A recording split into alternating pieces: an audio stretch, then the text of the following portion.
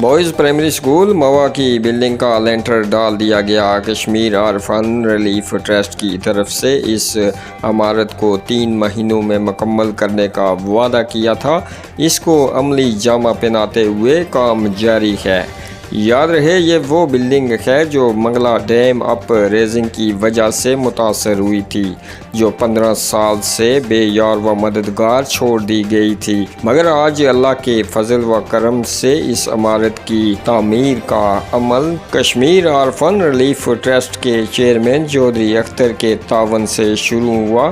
آج اس عمارت کا لینٹر ڈال دیا گیا ہے۔ الیان علاقہ موا کی طرف سے چیئرمین کورٹ چودھری اختر اور کورٹ ٹیم کا تہہ دل سے شکریہ ادا کیا گیا، اور چودھری امجد حسین کا بھی شکریہ ادا کیا، جنہوں نے آنے والی نسلوں کے مستقبل کو محفوظ بنانے کے لیے اپنی سر توڑ کوششوں سے اس عمارت کو پایہ تکمیل تک پہنچایا، اور آج اس کی تکمیل کا پہلا مرحلہ مکمل ہو گیا۔ اللہ سے دعا ہے کہ چیئرمین کورٹ انتظامیہ اور کورٹ ڈونرز کو مزید کامیابیوں سے نوازے اور صحت اور تندرستی عطا کرے۔